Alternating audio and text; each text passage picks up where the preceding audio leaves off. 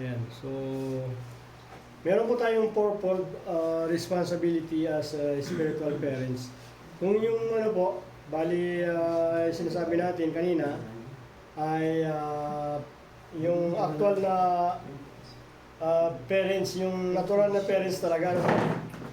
Yung mayroong mga anak tayo sa isang pamilya, yun po yung ating pinapakita kanina. Pero yung ito po ang ating pag-uusapan ay yung spiritual parents po. So, meron po tayong fourfold responsibility po as a spiritual parents. Ayan. So, yan po. Tuloy tayo. Pakibasa mo nga po. Diyan, basa mo. Amen. There are many spiritual babes. Babes. Sa parang ano. Jeez. Akala ko babies. Babes in our churches. But there are few spiritual parents assuming responsibility for them. Ayan. Sige po tuloy. Paul said he was confident that God would mature those he had saved. Amen. So, yan po. Ay, yung sinasabi dyan sa Philippians, sa pakitingnan po natin. So, sabi po dyan po, ano, there are many spiritual babies in our church. Naniniwala mo ba kayo doon? Amen. Amen. Oo, kasi kapag kahit matagal na siya, pagka inatangan mo ng task, Pastor, pasensya na po, hindi ko pa yan kaya, hindi ko pa alam. Amen. So, pero matagal na sila. Amen.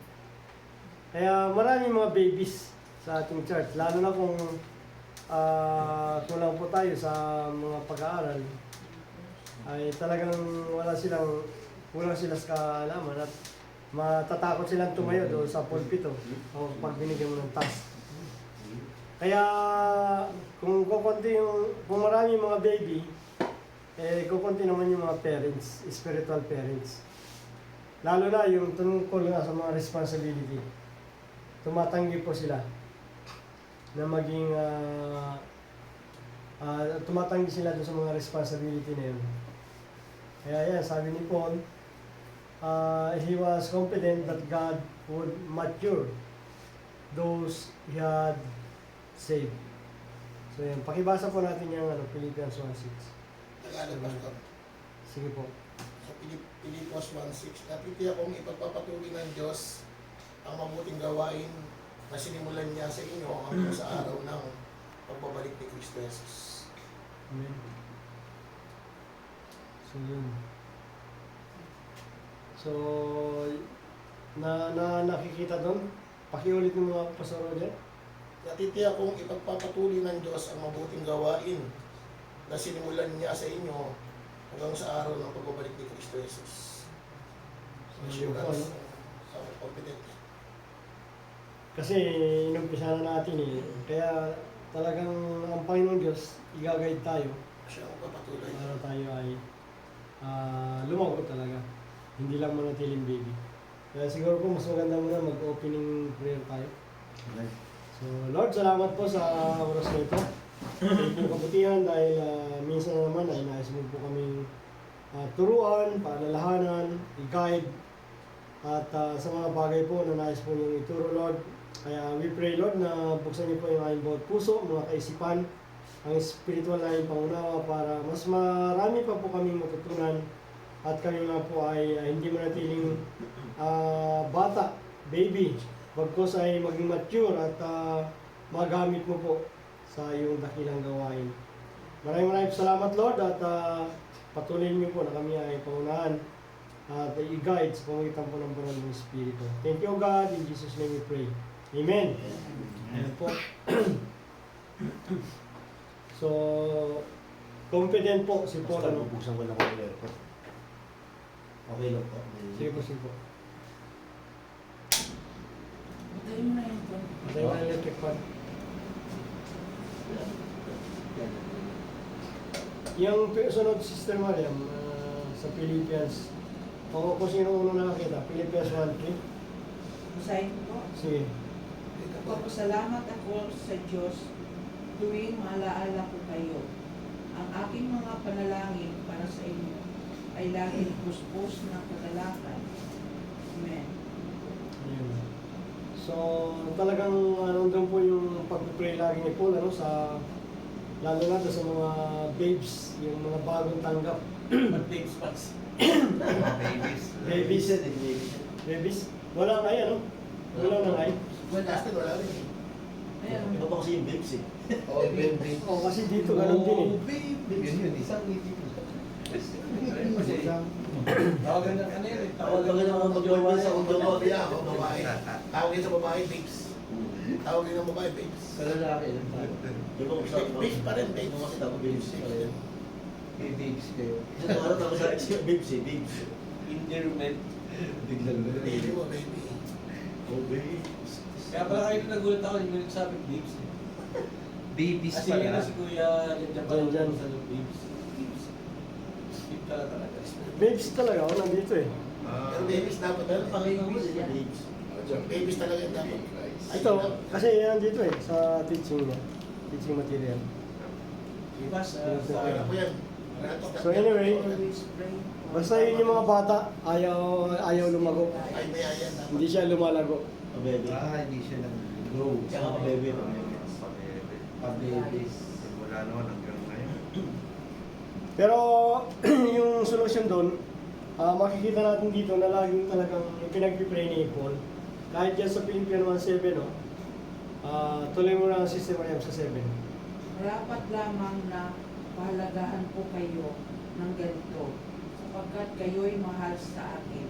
Naging kahati ko kayo sa mga pagpapala ng Diyos noon pa nang ako'y nagtatanggol at nagpapalaganap ng mabuting balita. Maging ngayong nakabilanggo ako.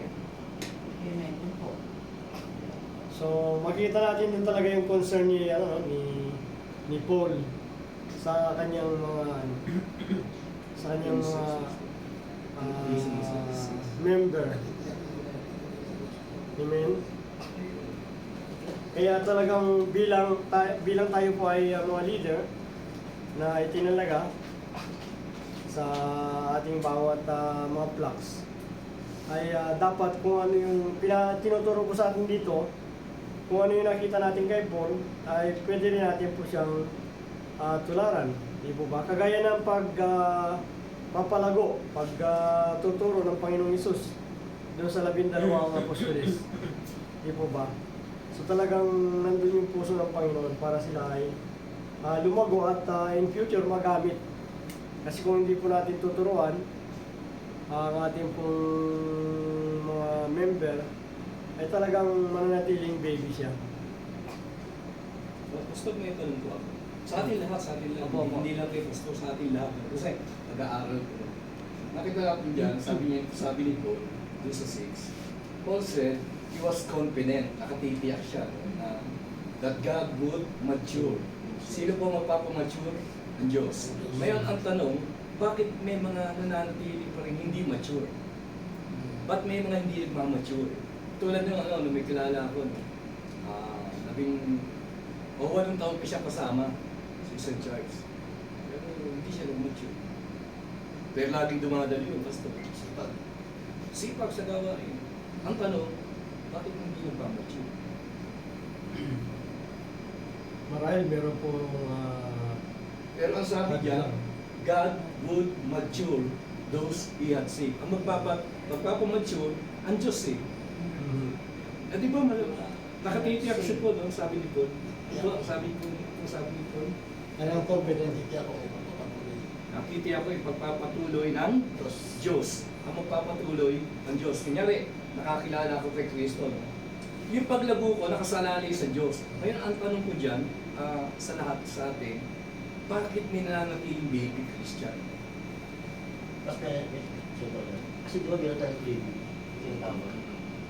Pili tayo lumago, kung tayo sa puso natin yung papalago. Kasi tayo nagpalit sa mga church, tayo pagkano ng Bible study.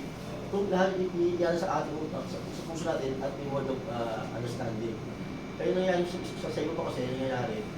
Ang nangyayari sa kanila, mati sila, para ano lang, para pamalit lang, papasok ka, atin ka, makita na nandun ka, atin ka, nakita na Christian ka. Pero deeply, in your side, hindi ka lumalago. Dahil ikaw yun eh. So, ang ibig kong sabihin, kuya, lahat ng Kristiyano, kasi sabi dyan, ang Diyos ang magpapamature eh.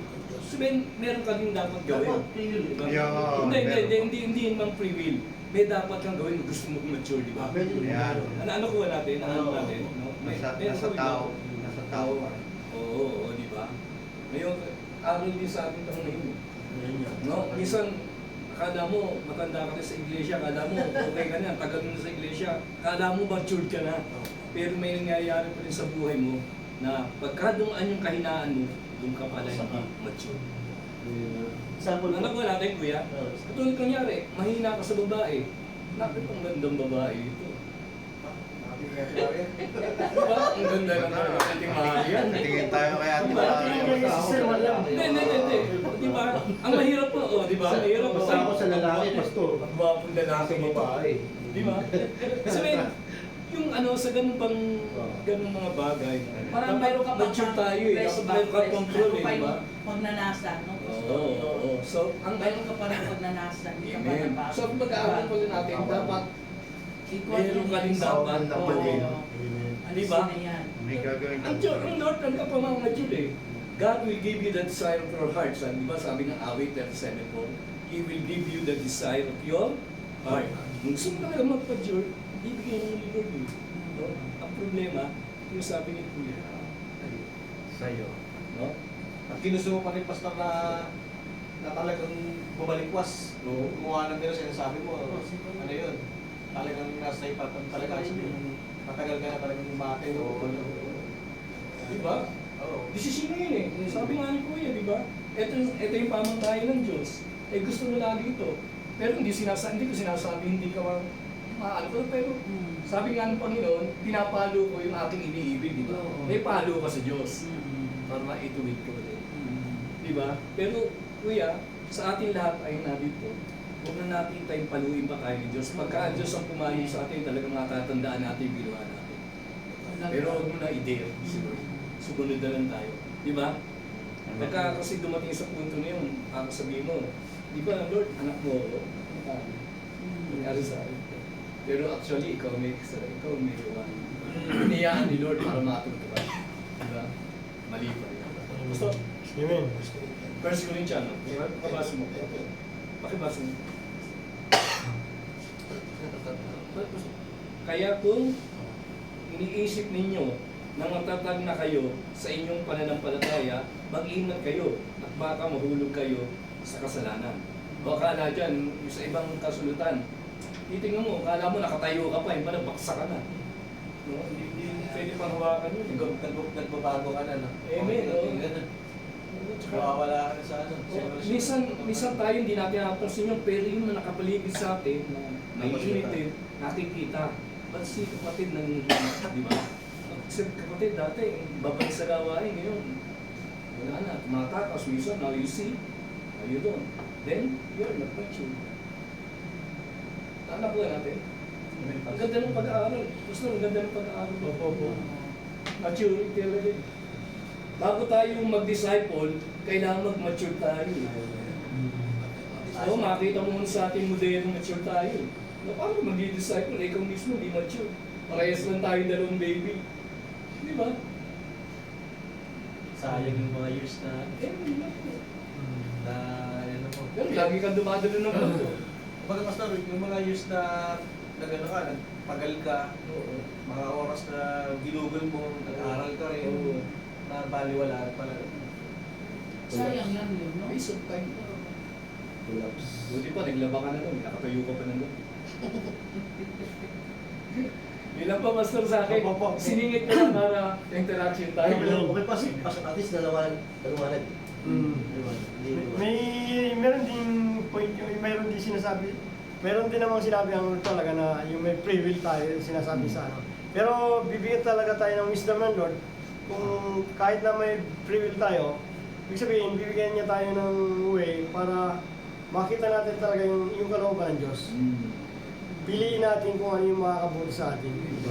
yan dapat. Kasi tama naman yan na sabi ni Brad na, na may free will tayo. Pero yung huwag nating gamitin yung ating kalayaan sa pagpili ng mga bagay na makakalugmok natin.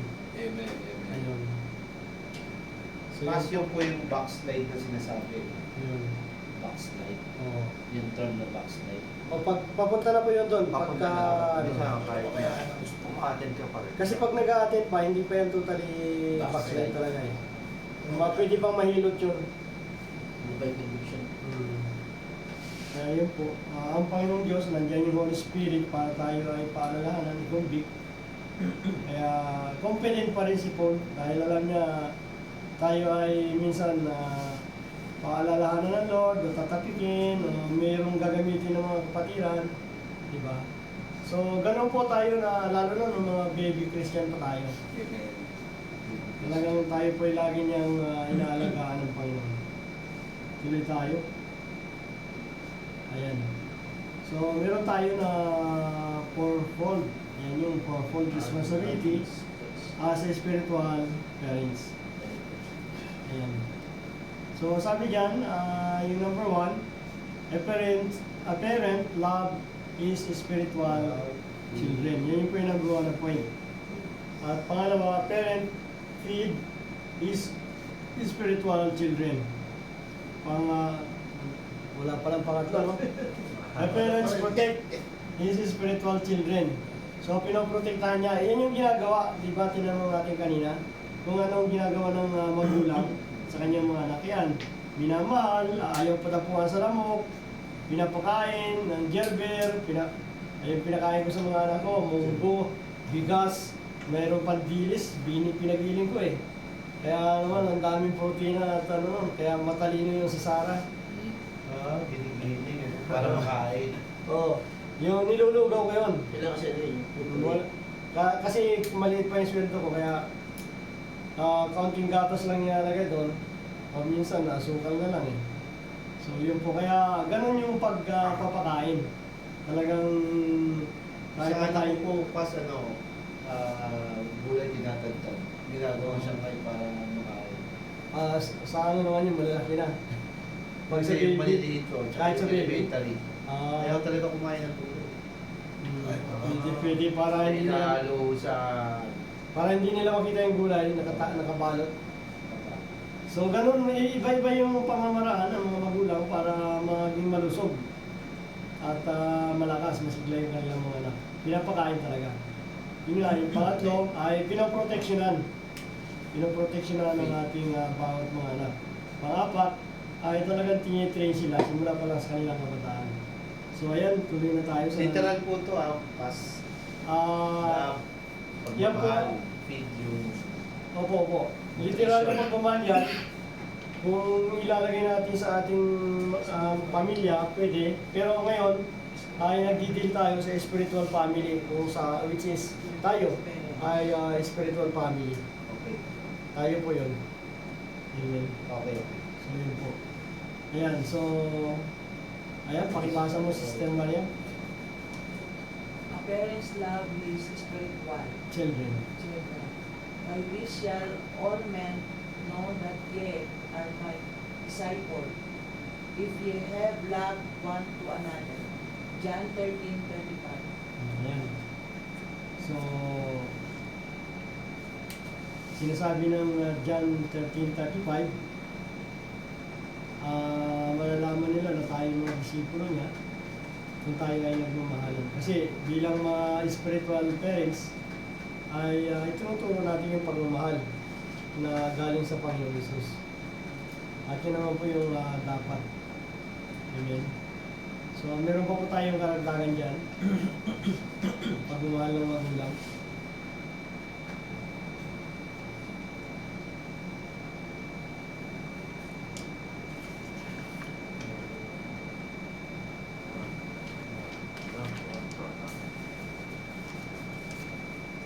Kaya po, sige tuloy tayo.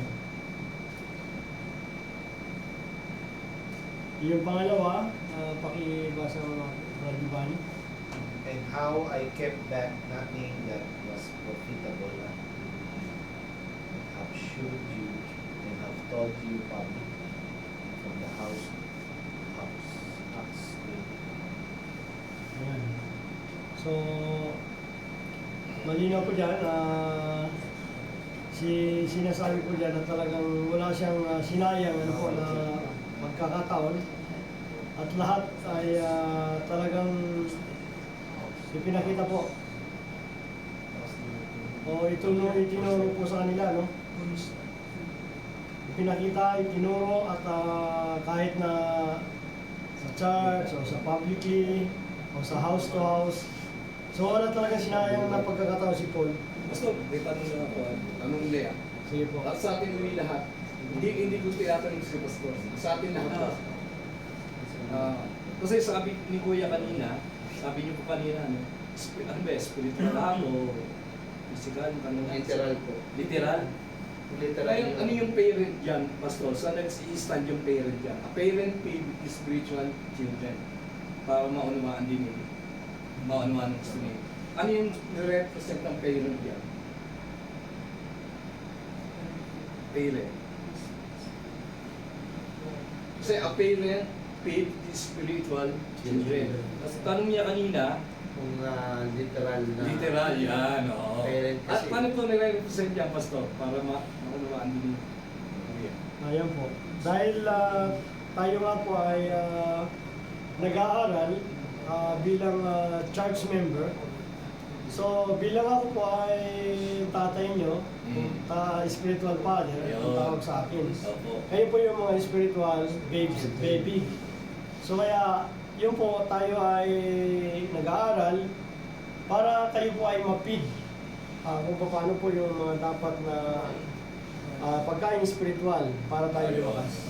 Yung hindi yung feeding na pagkain kasi. Kasi sinabi niyo po yung ano eh, yung... Oh, yung kaya nga inulit ko Ano ko yung para hindi ka malito. Okay, nag-gets ko na. Ulit po siya gagawin kanina. Akala ko, Para maunawaan kaya sabi natin. ko, pas, Oo. ano po yan? Kasi nagtanong ko kanina na umasa sa isipin parent eh. Oo. Na Literal. literal mo yun. Oh. Kaya ano yung nire-represent ng parent? Kunyari, yung pastor. Ngayon, pagka ikaw Church. naging elders of the church, consider Parent ka ka na. parents. O, di ba? Pag ikaw Consider yung spiritual yan. Oh. nag-nurture. Pastor, sige po. Pero lang pa siya naman ang elaborate talaga. Kasi baka sabihin niya, feed, pagkain yun eh. Oo, yun. Sige. Yung feed, ibig sabihin yung word of God doon. Word of God. Hindi yung ginigilig. Sabi ko, tinitimbang Di ko ba? nga sinabi ko eh, di ba? Di ba pagka Friday, nag-preaching gutom na po ba tayo? Ibig sabihin, gutom tayo ng spiritual na pagkain. Yun. Yan. Kaya sa pastor, kunyari, siya ang bimisahe, gagamitin ni Lord. Hinahanda niya yung pagkain ng mga anak, di ba? Kain ng spiritual. Yan po. At si Paul talaga napakasipag niyan, walang sinasayang na panahon, pagkakataon. Lahat, kahit saan siya mapunta, talagang tinuturuan niya, pinapakita niya kung ano yung tama. At tinuturo doon sa kanyang mga spiritual children para talaga sila ay lumakas, lumaki, lumago. At sa susunod, pag malaki na sila, siyempre gagamitin na din sila. Kagaya si Timothy, di ba? Nung lumago na siya, lumaki na, siya na iniwan sa pastor ng elder. Noon kasi wala pang mga pastor, elder lang eh. Yung tawag sa kanila. Kaya yung elder ay categorized as pastor eh. Yung time na yun. So yun po. Next. Ayan. So ito po ay isang uri ng strategy o pagpapakain sa spiritual children. Basa nga po. Pastor Roger. A. Feed him by teaching the quiet time. Kita po. Lahat po. Lahat. A. A definite place, a definite time, and a definite content. Daniel 6, 10 to 11. Ayan. Pakitingin natin yung Daniel. Daniel 6.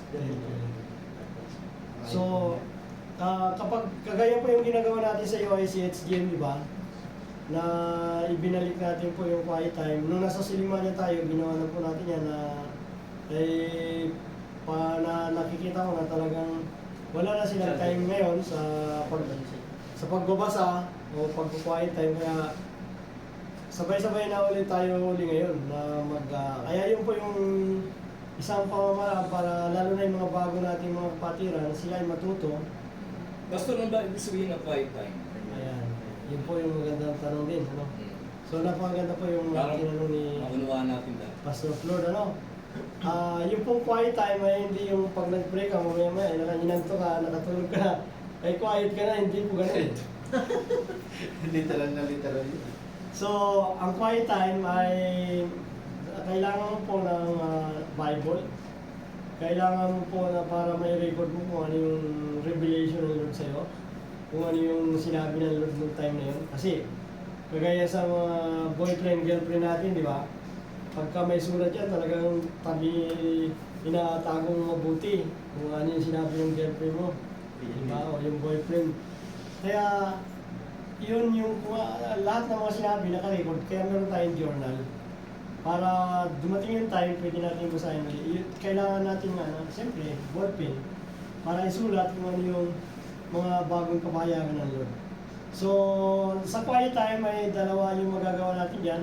Una, siyempre, pag-pray mo, bibigyan ka ng verse. Yun po, mayroon kang Bible, mayroon kang ballpen para pag binasa mo yung ginagawa namin ngayon, pag binasa yung isang chapter, at doon sa isang verse na may nangusap sa iyo, Lord, parang tumaas yung balahibo mo, na parang nagandahan ka sa verse na yun. So yun na yung pangusap ni Lord sa iyo. Kaya doon sabihan natin, 25 verse, nung nandun ka na sa kalagitnaan, na-touch ka ng Lord, ito yung verse na yun. Yun yung ilalagay mo doon sa journal. Tapos ano yung observation mo? At ano yung pag na-observe mo na kung ano yung sinasabi ng Lord, ano yung gusto ng Lord na i-apply mo sa verse na yun. At pagkatapos, yung binigay na application ng Lord, ay pag-pray mo na, Lord, tulungan mo kung magawa ko ito. So yun na yung kabuuan ng quiet time. Pero meron pa rin dyan sinasabi na kailangan, definite place, doon ka lagi mag-quiet time sa lugar na yun, sa kwarto mo, o definite time, kung gusto mo yung magang-maga, madaling araw, para pagbangon o paglakad mo, dala-dala mo yun. Pag sinabi kasing meditation o devotion, i-meditate mo yun, hindi lang parang binasa mo na book o binasa mo na comics, kundi talagang laging naglalaro sa isip mo, ano pa yung gusto sabihin ng Lord. Pwedeng 2 oras, 3 oras ka habang naglalakad, naisip mo pa yung verse na yun, kasi bakit natouch ako ng Lord? So yun po. Kaya ibig sabihin, mini-meditate mo, Medita na ako sa bahay. talagang magre-rema, magsisync sa buhay mo at may apply mo talaga. Tapos, eksakto kung ano yung mga naganapan, nakarelate doon sa binasa mo. Kaya maganda sa umaga sa madaling araw. Dahil paglakad mo, makikita mo yung application ng sinabi ng Lord sa'yo. Pastor, sa amin po mga yung sabihin natin hindi ko masyadong experience natin sa'yo. Bali, yung quiet time, pwede po ba yun yung kunwari, sa umaga, may nabasa kang scripture, medyo nagustuhan mo, oops, kulang na yung oras ko, di ba? Tapos, habang nag-drive kang ganyan, minimeditate mong ganyan, pero nakaano ka pa rin. Kahit pa paano, medyo may pa. Yung parang, Continuous. parang yung sa umaga, bago ka maligo, paggising mo, habang nagpapasalamat ka, habang nagpipray ka, parang pagbasa mo rin ng mabilisan na kasi minsan yung Hindi kailangan tutok. Oo, yung kailangan ba na matapos mo kagad on that time. Kasi minsan yung katulad yung mga Mobile ka. medyo tayo na abitin ng oras ko Hindi ko kagad tumano. So, Kaya nga kuya, ang quiet time daw, pero kang definite place. Ah, Tapos may definite time ka. Hindi pa May yung ganong oras, quiet time yun kay Lord. Tapos may definite content ka. Kung ano yung mga chapter na mabasahan. okay. Kaya nga, iyan yung tinuturo niya. Hanggang Ayun. 6 to 10. So, kailangan talaga Oo, hindi yung nagdadrive May ka, oras quiet ka. time yun. Hindi quiet time yun. Kasi Busy. busy eh. Tsaka may distractions Busy ko sa world eh. Yung mga distraction. Oo. May makikita ka, nag-aaway. Dito may Oo. makikita At ka. saka pagka nag-quiet time ka, Mawawala yung huwag sa cellphone. Ayun. Kasi sa cellphone pwede may pantalay, wala ka talaga. Hindi quiet time. Tama na. O kaya ano, pagka kunwari, yung magpipray na yung mga ano, yung mga katutubo, siyempre may oras ka nun eh. O kaya during your break time, kumbaga sana merong may 1 hour, Ayun, pwede ka doon. pwede. Pwede, Kasi pwede. minsan pag gising Sa na, quiet time, Mas Lagi mo quiet. tatanungin, may definite place ba ako? Mm. May definite time ba ako? Yeah, tama. Yun, ganun lang. Tatanungin, gawin mong question yun. Mm. Pagka nag-fall ka doon, di... Siguro, pasok ka na doon sa quiet pagka time. mas nag-spas, wala yung quiet time. Pag na-control mo na, hindi bro, pagka ano mo na yung oras mo talaga na maaga kung gigising, kaya magkakaroon ka talaga ng ganyan na ano. Pero minsan, yung minsan late ka na ng paggising mo Nagmamadali ka na, ba? no? Oo. Kaya ano mo na lang, during my break time. Yan ang parang pinaka-ano sa akin. Kasi 1 hour yun eh. Kahit ano lang, ang maganda niyan, basahin mo yung isang chapter, pag nakita mo na yung verse, Kasi so parang... pwede mo nang dalhin yun doon sa trabaho mo. Pwede, yan, tama po yun. Yung po yung sinasabi ko na ano, do hindi mo natapos nung anong yun, pagka may ano ka, may free time ka na you think na you can be able to focus, saka mo ano ulit. Ang nakikita ko po kasi dito, kailangan meron kang ganitong atmosphere. Meron kang ganitong yung tawag nito, yung accommodating na... Walang maka-distract. Oo, yun. Kasi nandun papasok si Holy Spirit sa iyo. Para makakaroon Quiet ka time. ng Kuya. malakas na signal kay God. Tama sa kuya, quiet time, May avoid malakas na distraction. distraction. Parang maaga, kailangan gising ka. Tapos tama po si Pastor dahil yung cellphone niya, di ba? Oo, yun. Okay, may 6 pa doon. Ha? May 6 pa doon. Hindi, ang ano ko ngayon, yung sa government. Isa may Ano ko na, Nakapagpapok na may nagkay-kembod doon, eh, di ba? Oo, Mas maganda to ah. Hindi ko na Hindi tinitignan siya quiet time. Graduate na ako yan. Pero ewan ko lang. Hindi, nakaka-distract talaga yun. Master Joke lang. Mahirap yan. Dito ito kasi yung pastor na quiet time sa atin, yung yung pag-implement sa madaling araw. Mananahimik ka. Talaga. Antay mo sumagot ang Lord, kaya nga may pulpit ka at papili. Kung ano yung papasok sa puso mo sa isip mo. Revelation naman ang tawag. Nag-journal ba yun? Yun sa Revelation. Bible. Pero yung ginagawa natin ngayon, Pastor, meron na tayong naka-schedule na Joshua, tapos Judge. Kaya sabay-sabay tayong pare-parehas yung kinakain natin, yung recipe na kinakain natin. Kaya pagka doon ako kumuha ng message, lahat ay nakaka-relate dahil pare-parehas tayo nagbabasa. Parehas yung quiet time natin. Pwede po ba? Yun yung kagandahan nun. Maganda po ba siguro pagka ipopost nyo lang na, oops, andito na po tayo sa chapter na. O meron na po, may naka-schedule. Oo, nakarinig na dun sa group ah. Parang di ako kasama yata doon eh. Hindi ako nanonotify. Sa 12? Oo. Tingnan mo, may ano siya yan. Kasi nagtatanong ko ano ngayon chapter na. Nasa ngayon, chapter 24 na eh. Wala ka pa sa isang group. Pero hindi kasi nag-ano sa akin, hindi ako na-update. P12, baka... Sa alam ko P12, ilan ko tapos siya sa eh. kuwan, Alam ko ilan sa- ko si President dyan eh. Sa... Amen. Ang kagandahan pa po noon, nung pag tayo nakikijoin, nakikiisa, kasi ito yung binaba ng Lord eh, at nilalatag ko sa inyo, dapat nandun talaga yung unity. Na talagang gagawa tayo, hindi yung parang tayong kawali pagka pakinig dito, labas nun, hindi tayo nakikijoin. Kaya pala yung tiyahin ko, born again po yun eh, elementary pa lang ako dun sa may Grace Bible Church sa Gantahan. Kinikwento ko kasi, di ba si Ogie nandito? Sabi mo, Nagpagawa ng bahay yun sa Kainta. Oo. Meron siyang prayer room. Tapos pag madaling araw pumunta siya doon. Kasama niya yun. Yun yun, Maganda. devotions meron sa Kasi ano po eh, yung distraction po. Kasi may makakatulong na sa villages at Darizal. Eh, katulong, gagalaw na yun. Hindi mo maiiwasan siguro pagka mag-i-instruct siya. Wala na yung concentration niya. Sinasarado yun. Yun, kaya nga po yun yung sinasabi ko, maraming Sinasarado siya. benepisyo dun sa pinapractice natin ngayon na devotion. Kasi Hindi pagka na- naging ugali na natin ito, naging ano na natin, na practice na. Practice na natin yun na lagi yung ating gagawin. Madali na. Consistent ka na. Tsaka yun nga, sinasabi ko, pagka sabay-sabay tayo nagbabasa, mamalaya natin buong Old Testament, tapos natin basahin. Kaling araw pa Diba? nagigising yun, tumatayo talaga.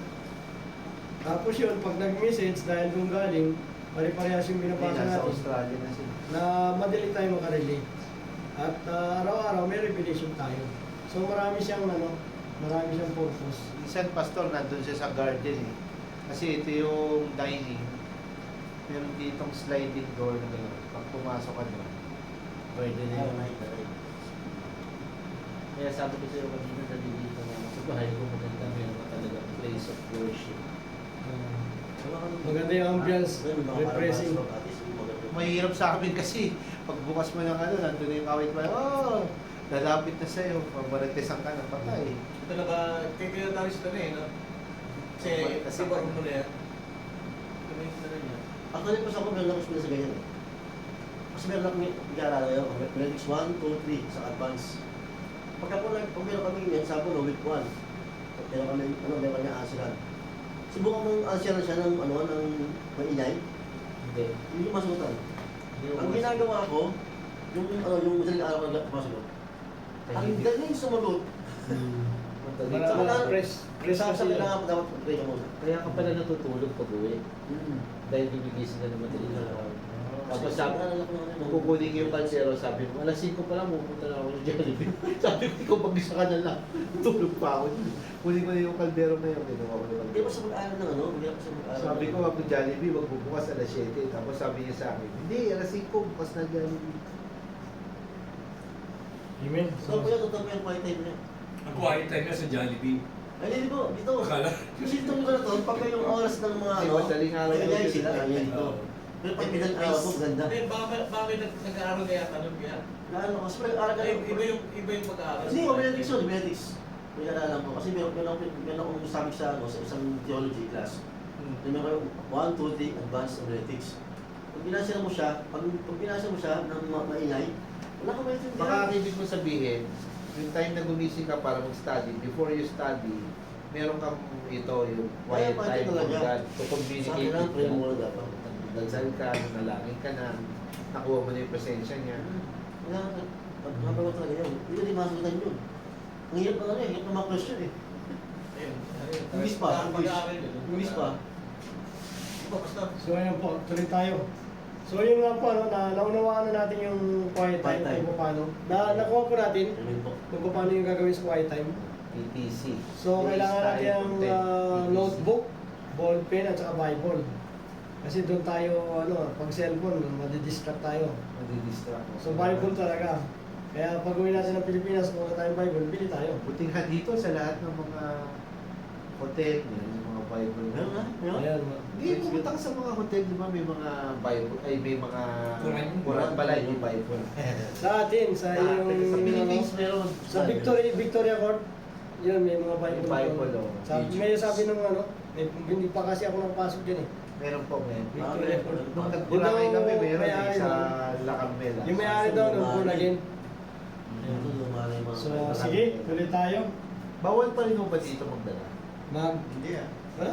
Wala na. Bible. Lalo kung isa-isa lang, hindi yung papansin. Personal mo ulit pero ito mo lang siya bago pinagay. Yung nandiyan sa kano, damit, yung mga kita. Sige po, tuloy tayo. Personal mo lang. Ayan. So, yung kanina tinuruan natin, pinid natin yung ating spiritual babies Sermon notes. ng quiet time. Ngayon naman, ay kung paano tayo mag-take note. Preaching na, preaching yan. So, mag-take note ng preaching. So yan, kailangan uniform daw po sabi. Should be of uniform size each week.